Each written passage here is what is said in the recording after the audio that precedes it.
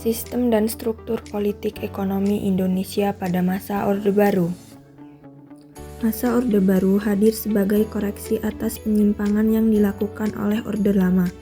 Pada masa Orde Baru, tatanan seluruh peri kehidupan rakyat, bangsa, dan negara diletakkan kembali kepada pelaksanaan Pancasila dan Undang-Undang Dasar 1945. Masa transisi. Pada masa transisi terdapat 3 peristiwa penting, yakni Aksi Tritura, Surat Perintah 11 Maret Super Semar, dan Dualisme Kepemimpinan. Yang pertama, Aksi Tritura. Latar belakang, adanya peristiwa G30 SPKI, keadaan politik kacau, perekonomian memburuk dan inflasi mencapai 60%. Muncul aksi-aksi tuntutan penyelesaian seadil-adilnya. Gerakan ini dipelopori oleh pemuda-pemuda, mahasiswa dan pelajar, KAPPI, KAMI, dan KAPI. Munculnya kesatuan-kesatuan seperti KABI, Buruh, Kasih Sarjana, Kawi Wanita yang menuntut penyelesaian politik bagi yang terlibat G30 SPKI. Pada 26 Oktober 1965, berbagai kesatuan aksi tersebut membulatkan barisan dalam satu front, yaitu Front Pancasila. Pada tanggal 12 Januari 1966, dipelopori oleh KAMI dan KAPI, Front Pancasila mendatangi DPR GR mengajukan 3 butir tuntutan Tritura. Isi Tritura terdiri dari pembaruan PKI beserta organisasi masanya, pembersihan kabinet Dwikora dan unsur PKI, dan penurunan harga barang. Pada tanggal 15 Januari 1966, diadakan sidang paripurna Kabinet Dwikora di Istana Bogor. Dihadiri para wakil mahasiswa. Tuntutan mengenai perombakan kabinet dikabulkan. Pada tanggal 21 Februari 1966, Presiden Soekarno mengumumkan perubahan kabinet. Perubahan kabinet tersebut tidak memuaskan hati rakyat karena banyak tokoh J30 SPKI berada dalam kabinet 100 menteri. Pada saat pelantikan kabinet 24 Februari 1966, para mahasiswa, pelajar, dan pemuda memenuhi jalan-jalan menuju Istana Merdeka. Pasukan Cakrabirawa menghadang dan terjadilah pemberontakan hingga menggugurkan seorang mahasiswa UI yang bernama Arif Rahmat Hakim. Tanggal 25 Februari 1966, berdasarkan keputusan Panglima Komando Ganayang Malaysia, Kogam, yaitu Presiden Soekarno, KAMI dibubarkan. Mahasiswa Bandung mengeluarkan ikrar keadilan dan kebenaran yang memprotes kebubaran KAMI dan mengajak rakyat untuk menguruskan perjuangan. Front Pancasila juga meminta kepada pemerintah agar meninjau kembali pembubaran KAMI. Pada tanggal 10 Maret 1966, Presiden Soekarno mengadakan pertemuan yang dihadiri oleh PSII, NU, PIPTRI, Partai Katolik, Parkindo, Muhammadiyah, PNI, Partindo, IPKI, dan Front Pancasila. Dalam pertemuan tersebut, Presiden didampingi oleh AM Hanafi, Dr. Andes Sumarno, Dr. Andes Subandrio, Dr. Andes J. Leimana, Maijan Ahmadi, dan Dr. Andes Chairul Saleh. Soekarno menekan kepada partai politik dan organisasi massa yang hadir untuk menolak dan mengancam aksi demonstrasi mahasiswa dengan tuntunan triturannya. Pertemuan tersebut berakhir dengan deadlock karena keinginan Presiden Soekarno berseberangan dengan permintaan Front Pancasila terutama mengenai pembubaran PKI. 2. Surat Perintah 11 Maret Super Semar 1. 11 Maret 1966 digelar sidang paripurna yang agendanya adalah merumuskan langkah-langkah keluar dari krisis ekonomi, sosial, dan politik. 2. Sisi lain keadaan di luar. Terjadi pemboikotan oleh para demonstran yang tetap menuntut untuk pembubaran PKI. Di tengah-tengah pidatonya, Presiden Soekarno diberitahu oleh Komandan Cakrawibawa Brigjen Sabur tentang keadaan di luar. Sebelumnya, ketiga perwira itu meminta izin kepada atasannya yakni Jenderal Soeharto. Jenderal Soeharto yang waktu itu sedang sakit menyetujui niat ketiga perwira itu. Sesampainya di Istana Bogor, Presiden Soekarno mengadakan pertemuan dengan ketiga perwira itu bersama dengan Komandan Cakrawibawa Brigjen Sabur untuk membuat surat perintah kepada Litjen Soeharto untuk memulihkan keadaan dan kewibawaan pemerintah. Surat itulah yang dikenal dengan Surat Perintah 11 Maret Super Semar. Di bawah ini tindakan Letjen Soeharto setelah menerima surat perintah. 1. Membubarkan dan melarang PKI beserta organisasi masanya yang bernaungan dan berlindung atau seasas dengan di seluruh Indonesia terhitung sejak 12 Maret 1966. 2. Tanggal 18 Maret 1966 mengamankan 12 menteri yang dinilai tersangkut dalam J30 SPKI dan diragukan etika baiknya. 3. Tanggal 27 Maret 1966 membentuk Kabinet Dwi Kora yang disempurnakan untuk menjalankan pemerintah. 4. Membersihkan lembaga legislatif MPRS, DPR, GR yang diduga terlibat J30 SPKI. 5. Memisahkan jabatan pimpinan DPR, GR dengan jabatan eksklusif MPRS dibersihkan dari unsur J30 SPKI. 3. Dualisme kepemimpinan nasional. Memasuki tahun 1966 terlihat gejala krisis kepemimpinan nasional yang mengarah pada dualisme kepemimpinan. 1. Soekarno masih menjabat presiden, namun pamornya kian merosot dan dianggap tidak aspiratif terhadap tuntunan masyarakat yang mendesak agar PKI dibubarkan. 2. Soeharto setelah mendapat surat perintah 11 Maret dan membubarkan PKI namanya semakin populer. Presiden Soekarno sudah tidak banyak melakukan tindakan-tindakan pemerintah, sedangkan Letjen Soeharto banyak menjalankan tugas-tugas harian pemerintah. Kondisi ini berkiblat pada munculnya dualisme kepemimpinan nasional, yaitu Soekarno sebagai pemimpin pemerintahan dan Soeharto sebagai pelaksana pemerintah. Adanya dualisme kepemimpinan nasional akhirnya menimbulkan pertentangan politik dalam masyarakat, yaitu mengarah pada munculnya pendukung Soekarno dan pendukung Soeharto. Dalam sidang MPRS tanggal 20 Juni sampai 5 Juli 1966 antara lain memutuskan 1. Menjadikan Super Semar sebagai tab MPRS, yang berarti Super Semar tidak bisa dicabut sewaktu-waktu oleh Presiden Soekarno dan secara hukum. Soeharto mempunyai kedudukan yang sama dengan Soekarno. 2. Mulai membatasi hak prerogatif Soekarno selaku presiden. Hak prerogatif adalah hak khusus atau hak istimewa yang ada pada seseorang karena kedudukannya sebagai kepala negara, misal memberi tanda jasa, gelar, gerasi, dan amnesti. Secara eksplisit dinyatakan bahwa gelar pemimpin besar revolusi tidak lagi mendukung kekuatan hukum. Presiden sendiri masih diizinkan untuk membacakan pidato pertanggungjawabannya yang diberi judul Nawakarsa. Di sisi lain, Soeharto sebagai pengemban Super Semar diberi mandat oleh MPRS untuk membentuk kabinet-kabinet itu diberi nama Kabinet Ampera, Amanat Penderitaan Rakyat. Mr. Hadi, sahabat Soekarno, meminta agar Presiden Soekarno membuka perkasa untuk mengakhiri dualisme kepemimpinan negara. Mr. Hadi menyarankan agar Soekarno menjadi mandatris MPRS, menyatakan nonaktif di depan sidang Badan Pekerja MPRS dan menyetujui pembubaran PKI.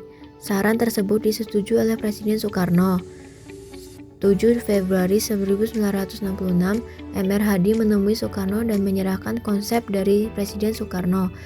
10 Februari 1966, Soeharto menyampaikan bahwa draft surat tersebut tidak dapat diterima karena tidak dapat menyelesaikan masalah. Soeharto mengajukan draft yang berisi pernyataan bahwa Presiden berhalangan atau menyerahkan kekuasaan kepada pengemban Super Semar. Awalnya, Presiden Soekarno tidak berkenan dengan usulan draft tersebut, tetapi kemudian sikap Presiden Soekarno melunak. Beliau menyetujui draft tersebut dan menandatanganinya pada 20 Februari 1966.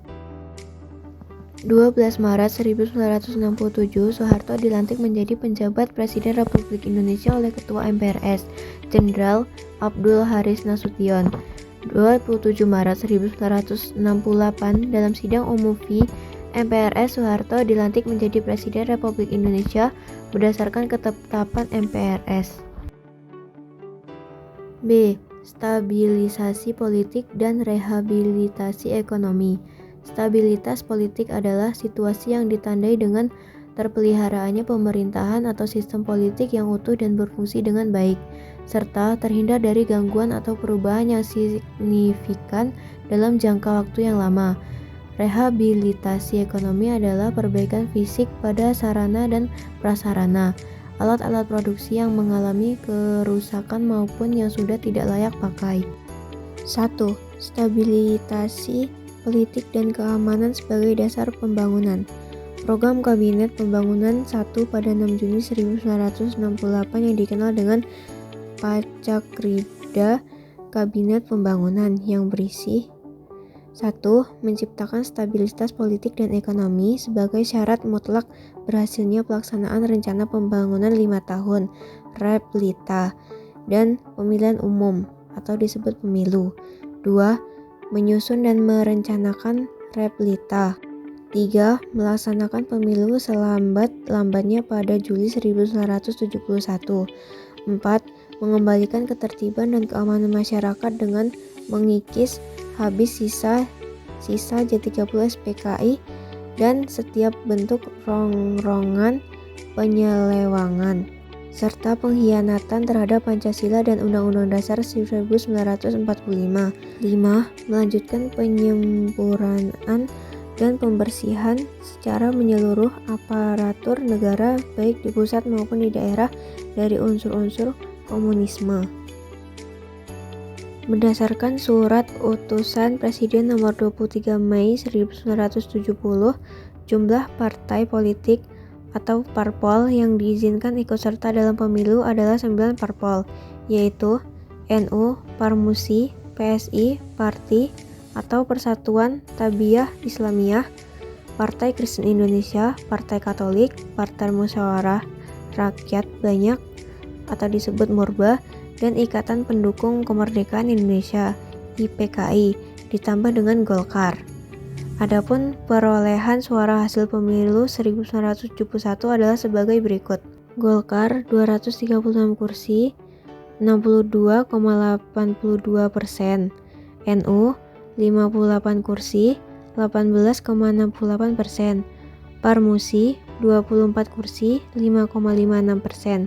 PNI 26,93%, PSII 10 kursi sama dengan 2,39%, dan Parkindo 10 kursi sama dengan 2,39%.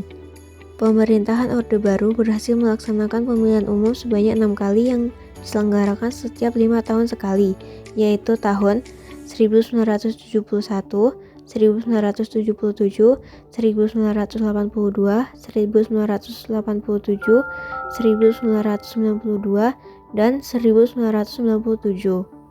2. Stabilisasi penyeragaman. 1. Depolitisasi parpol dan Omnas juga dilakukan oleh pemerintah Orde Baru melalui cara penyeragaman ideologis melalui ideologi Pancasila. 2. Presiden Soeharto mengajukan nama Eka Prasetya Pancakarsa dengan maksud menegaskan bahwa penyusunan pedoman penghayatan dan pengamalan Pancasila P4 dipandang sebagai yang teguh, kuat, konsisten, dan tulus untuk mewujudkan 5 cita-cita. 3. Pada tanggal 21 Maret 1978, rancangan P4 disahkan menjadi TAP MPR nomor 2 MPR 1978. Orsospol yang diselenggarakan dalam arti harus menerima Pancasila sebagai satu-satunya asas partai organisasi yang dikenal dengan sebutan asas tunggal. 5. Melalui sidang MPR atau asas tunggal akhirnya diterima menjadi ketetapan MPR, yaitu TAP MPR nomor 2 1983. 3. Penerapan Dwifungsi ABRI. Dwifungsi adalah gagasan yang diterapkan oleh pemerintah Orde Baru yang menyebutkan bahwa Angkatan Bersenjata RI terutama TNI AD memiliki 2 tugas, yaitu pertama, menjaga keamanan dan ketertiban negara, dan kedua, memegang kekuasaan mengatur negara. Pada masa Orde Baru, pelaksanaan negara banyak didominasi oleh ABRI. Dominasi yang terjadi pada masa itu dapat dilihat dari banyaknya jabatan pemerintah mulai dari bupati, wali kota, gubernur, penjabat eselon, menteri, bahkan 2 besar diisi oleh anggota ABRI yang dikaryakan. 2. Selain dilakukannya pembentukan transaksi ABRI di parlemen, ABRI bersama KOPRI pada waktu itu juga dijadikan sebagai salah satu tulang punggung yang menjaga kebenaran Golkar sebagai partai politik yang berkuasa pada waktu itu. 3. ABRI melalui berbagai yayasan yang dibentuk, diperkenankan mempunyai dan menjalankan usaha lain sebagainya. 4. Rehabilitasi ekonomi Orde Baru.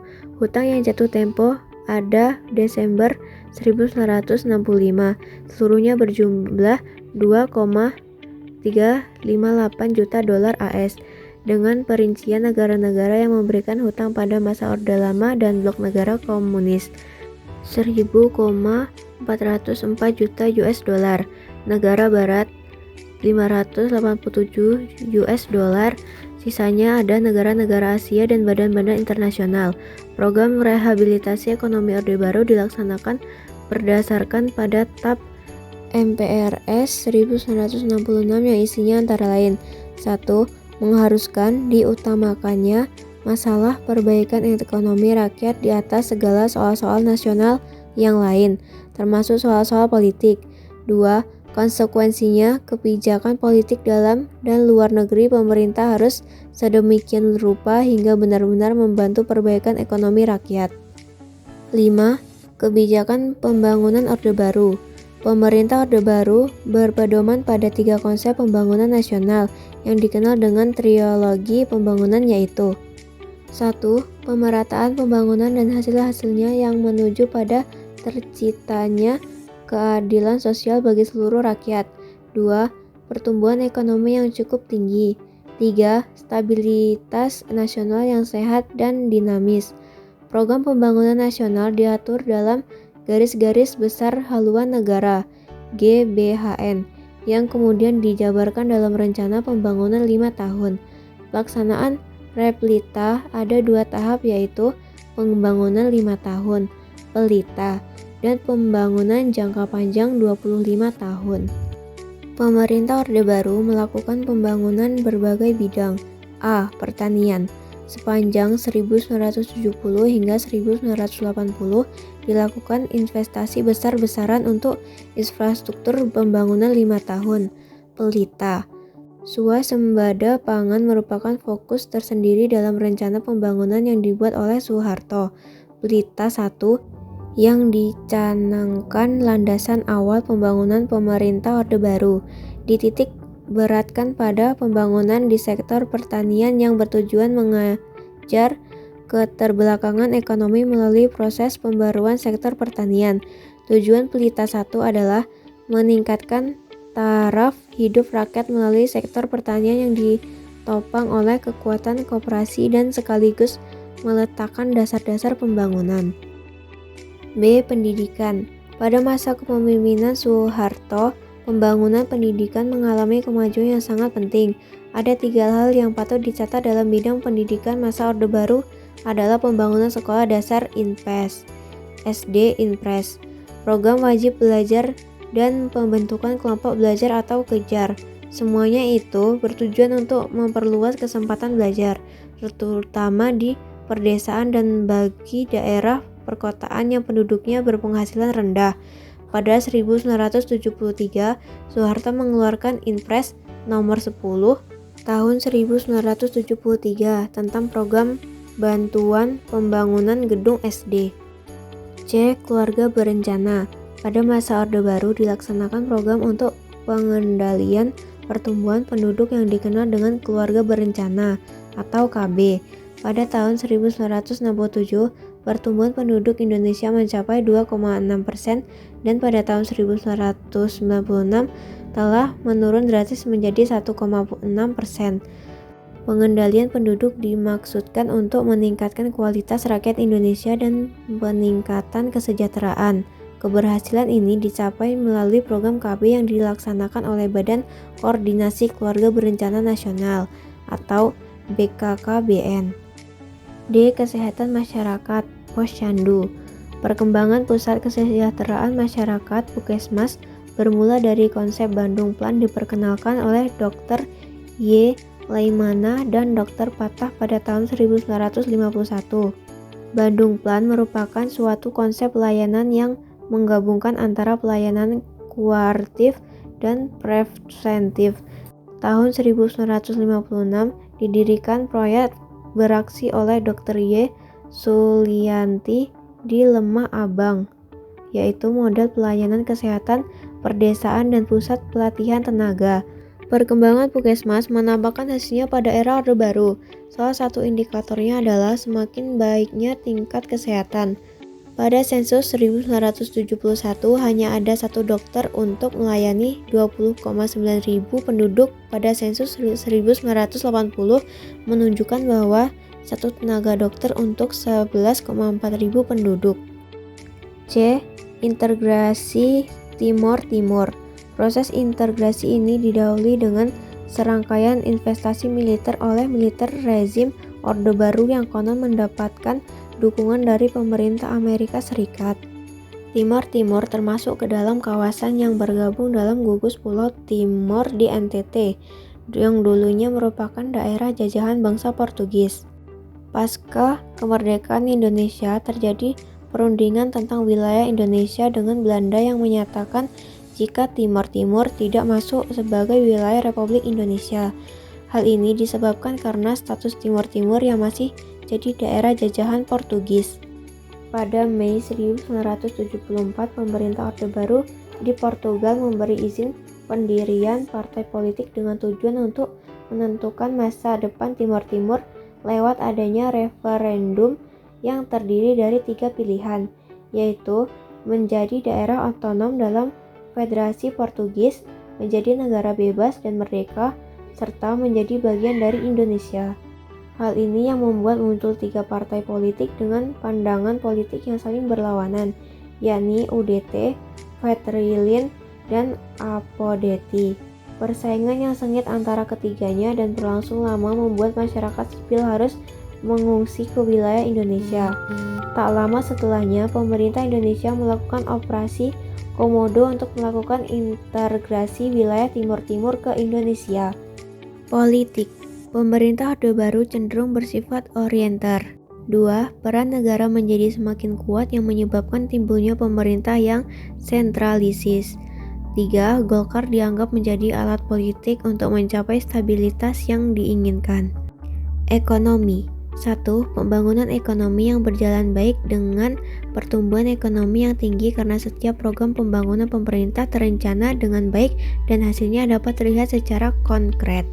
2. Indonesia berhasil mengubah status dari negara pengimpor beras menjadi bangsa yang bisa memenuhi kebutuhan beras sendiri, swasembada beras. 3. Penurunan angka kemiskinan yang diikuti dengan perbaikan kesejahteraan rakyat, penurunan angka kematian bayi, dan angka partisipasi pendidikan dasar yang meningkat.